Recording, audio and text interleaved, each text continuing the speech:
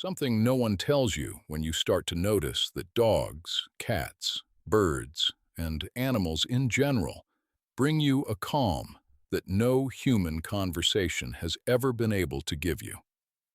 No one tells you this is not a quirk, not a sign that something in you is broken, not a sign of pathological loneliness, nor evidence that you failed at the art of relating to people. Carl Jung researched the rarest psychological types of humanity for decades. He studied them in consulting rooms, in their dreams, in their letters. What he found was deeply disturbing for the system of collective values we have in place. The most advanced individuals in the process of individuation, those who have traveled the deepest path toward the self, are not the most popular, not the most connected. They are more often than not those who feel a more genuine affinity with the animal world than with the conventional human world. To speak about this with precision, we must begin with a concept Jung developed in his Psychological Types of 1921 and never abandoned throughout his entire body of work. Intuitive introversion. Not introversion plain and simple, the kind the world confuses with shyness or social rejection, but the particular way in which the psyche of certain individuals processes reality. The intuitive introvert, in Jung's own words, tends to be a dreamer and a mystic. Sensation is repressed in him. The concrete, the immediate, the superficially social weighs on him, not because he is incapable of relating, but because his psyche is oriented toward the deep and the symbolic. That is exactly the psyche that, before it had a name, developed a preference many of us find difficult to admit out loud: the preference for animals. It is not that animals are easier. It is not comfort. It is not fear of rejection, nor an inability to build bonds. It is something more ancient, more vertical, closer to what Jung called the collective unconscious, the shared psychic memory of all humanity. The ancestral sediment where instincts have not yet been distorted by language or by the demands of the collective ego. Imagine spending your whole life in a room where the volume is slightly off, not loud enough to be unbearable, not quiet enough to ignore, just poorly calibrated. That is how conventional human interaction often sounds to this psychic type. And then, without looking for it, without intending it, an animal arrives and the room falls silent. The volume corrects itself. What you feel is not sentimental projection. It is archetypal recognition. There is a force operating in the human collective that will never be named as such in any polite conversation or self-help manual. That force has a name in Jungian psychology: the psychic mass, and its primary function is homogenization. It does not operate through violence. It operates through something more subtle and more effective: the disapproving look, the uncomfortable silence, the well-intentioned question that is actually a sentence. Why do you prefer to be with your dog rather than go out with us? In every question, it carries the implicit suggestion that your way of inhabiting the world is a problem that must be solved. The psychic mass does not tolerate difference without categorizing it, and categorizing it almost always means degrading it. What does not fit into the collective is not given the title of unique. It is given the title of failed. Jung observed this mechanism clearly. The human collective has a tendency toward leveling. It reduces what stands out, flattens what is different, pressures toward conformity with means that appear affectionate, but are in fact forms of psychic control. Not because the collective is malicious, but because its function is the survival of the group. Think of a flock of birds flying in formation, all together, all in the same direction, moving as a single organism. The bird that separates from the flock is not confused. It is not lost. It is responding to something the flock cannot perceive because it is too busy staying together. The cost of remaining in the attempt to force a sociability that does not respond to your actual psychic configuration is not invisible. It accumulates. It deposits itself in the body, in the available energy, in the quality of presence you manage to have, in the moments that truly matter. Elena spent more than 12 years building what from the outside looked like an active social life. Family gatherings, work commitments, outings with people who genuinely esteemed her, but with whom she rarely felt anything resembling real connection. Each encounter ended with a sensation she always described the same way, as if she had donated blood without being asked. Emptied, functional on the outside, but emptied on the inside. In parallel, she had a dog that slept at her feet every night. And there, only there, she felt something in her placed back in its correct position. A silent reordering that required no words, no explanations, no effort to be someone legible to another. Elena never spoke of this to anyone because she already knew what they would tell her, that she was exaggerating, that an animal cannot replace people, that she should work on her difficulty in forming bonds. What no one told her was that her psyche was not failing. It was informing. When psychic energy is systematically drained in interactions that do not respond to the individual's deep nature, the psyche does not capitulate in silence. It signals. It does so through a fatigue that has no obvious explanation, through persistent resistance to certain social environments the world considers normal, through a strange, almost animal clarity that appears in silence, far from the noise of the collective. These signals are not symptoms of a deteriorated personality. They are the compass of a psychic organism that still knows its north. This is not weakness. It is information. And the difference between the two things is the difference between punishing yourself and listening to yourself. But there is something this video cannot do on its own. It can give you the name for what is happening. It can restore the psychological dignity of what you are. It can point out the pattern with precision. What it cannot do is transform that understanding into lasting change. Because understanding why your psyche functions this way does not stop the unconscious from repeating what it has been repeating for decades. Understanding is the map. It is not the path. The path requires daily observation, not the kind that happens when you read an article or watch a video, but the kind that occurs when the individual learns to pause before reacting, to recognize the emotion before it takes control, to create a space between the trigger and the response. What society calls pathological isolation is in reality the first verifiable sign that the psyche has begun to abandon the contract of pretense. This is the inversion that no conventional self-help content would dare to propose with this precision, because doing so would imply questioning one of the most sacred pillars of the modern collective. The idea that broad human sociability is inherently superior to any other form of connection. Jung questioned it with rigor and with an honesty that still makes people uncomfortable. In the Red Book, one of the most intimate works of his entire intellectual career, he wrote something impossible to misinterpret. Look at the animals, how just and honest they are, how they obey their tradition, how faithful they are to the earth that sustains them, how there is not one that tries to impose its will on its own species. This is not a romantic description of animal life. It is a diagnosis of the human condition.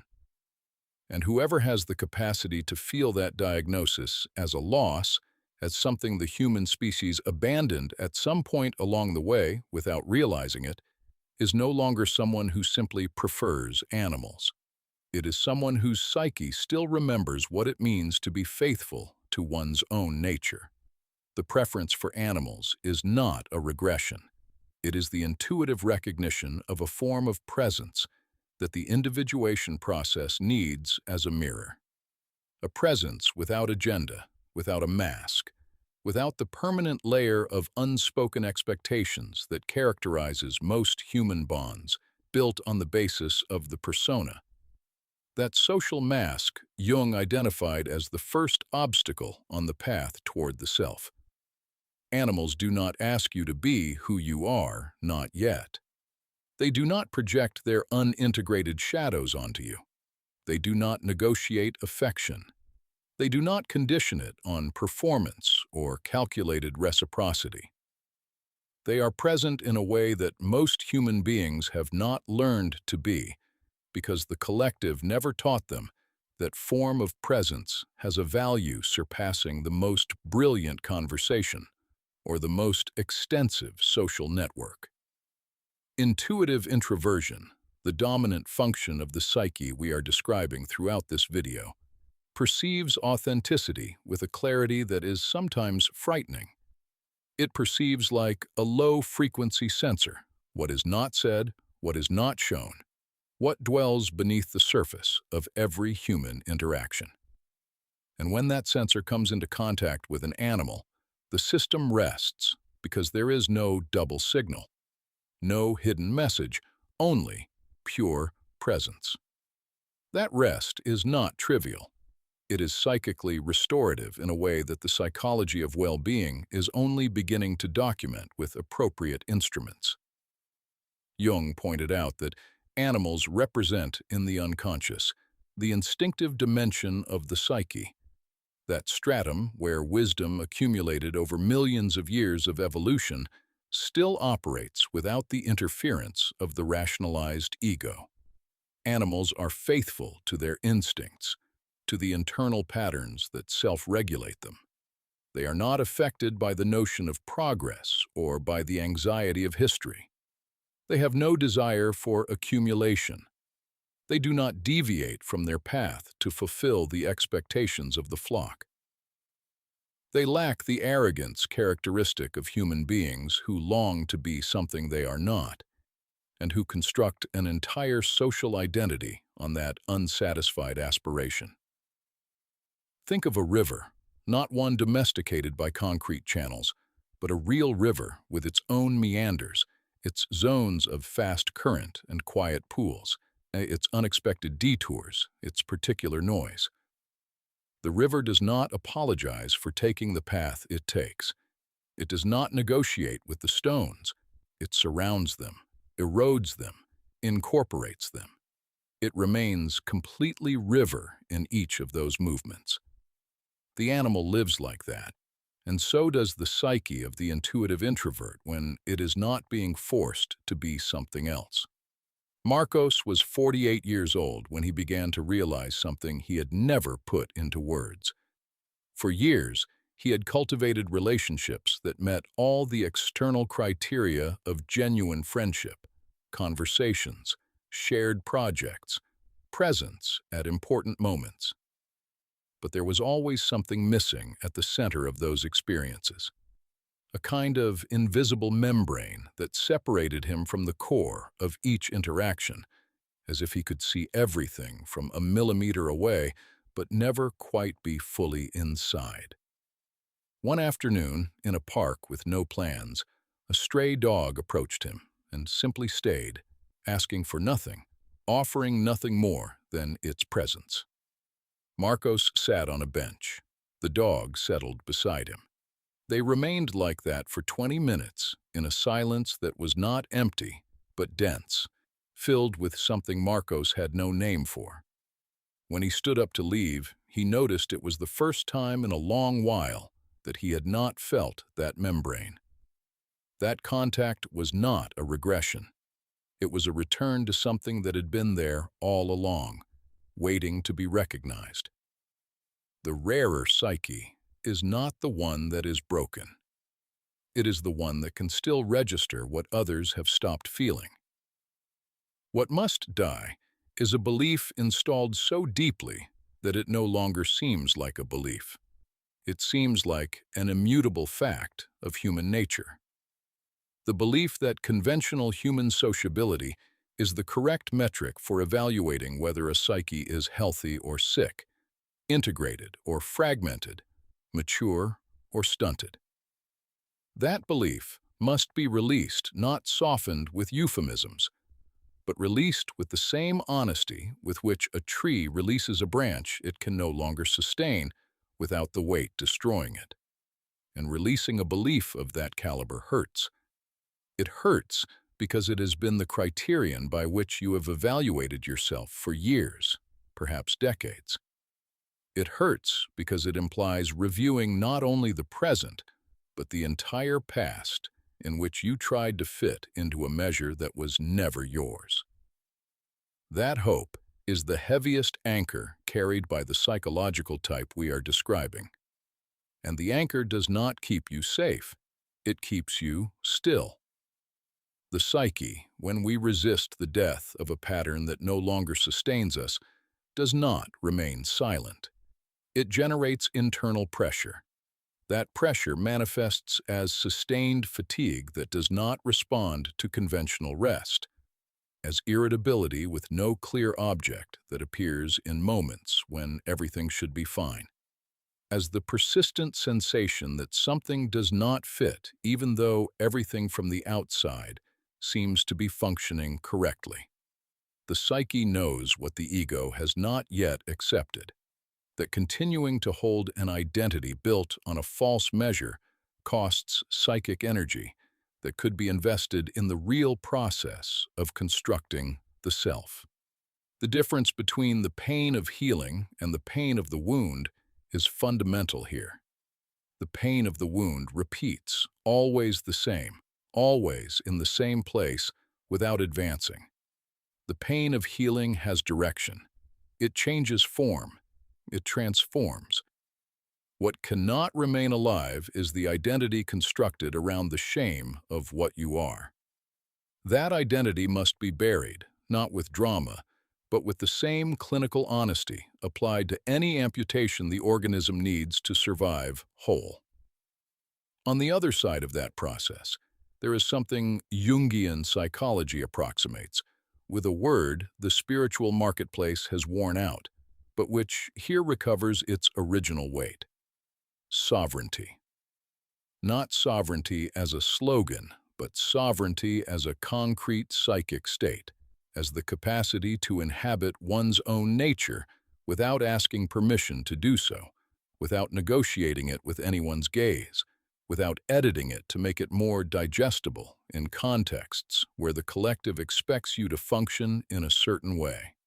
The sovereignty that emerges when you release the belief that what you are is a defect to be corrected has a particular texture, the texture of real presence. Not the acted presence we construct for social contexts that demand a version of us that does not yet exist, but the presence that appears when the nervous system is no longer spending energy simulating what it is not. When there is no performance in progress, when the organism can be where it is completely without the internal fracture of one who tries to be two things at the same time. In that state, the affinity with animals ceases to be a rarity to explain or apologize for. It becomes what it always was: a compass, a signal that the psyche knows how to orient itself toward what nourishes it.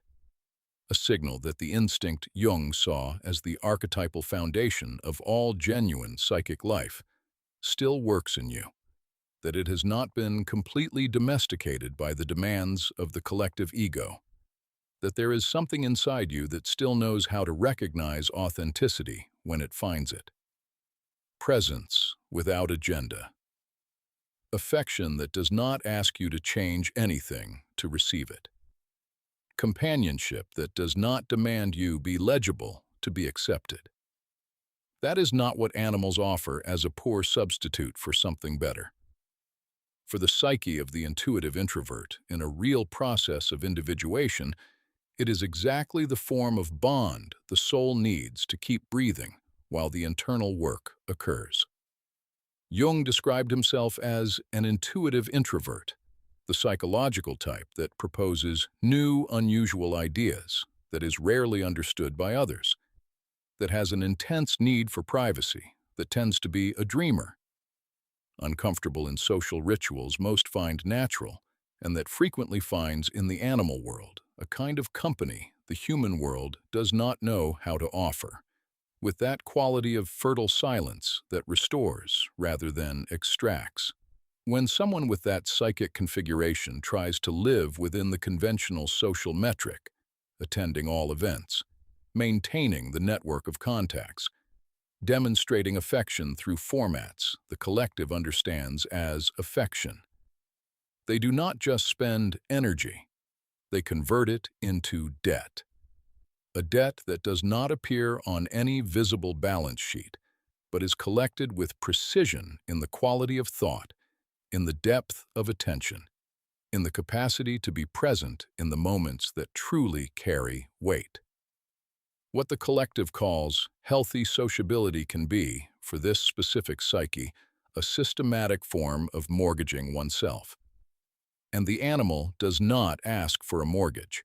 The animal does not ask for anything you cannot give right now, in this moment, with what you bring.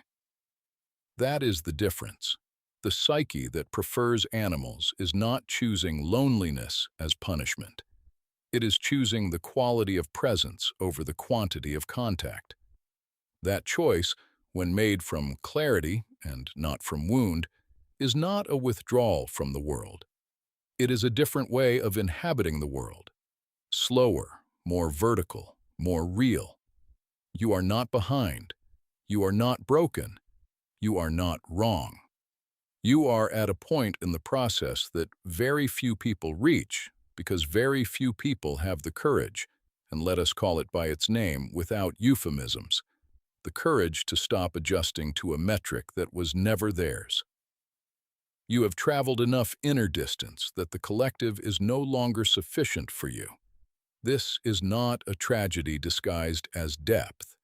It is a real milestone. The preference for animals is not the sign of someone who did not learn to relate. It is the sign of someone whose psyche already operates from a level of authenticity most people will not have reached. Not because those people are less capable, but because they never had the pressure or the need to go so deep inside. They did not have to. You did. You are responsible for what you are building in that inner space. Not the collective, not past relationships, not the people who did not know how to recognize you. You are the builder. This video answered the why. It named the pattern. It restored dignity to what you feel. But naming a pattern does not transform it. Understanding the dynamic does not stop the unconscious from repeating it. The next step is not more understanding. It is daily practice and observation. The kind of work that occurs in silence every day in the space between the trigger and the reaction, between the emotion and the response, between the pattern and the choice. That is where real transformation begins.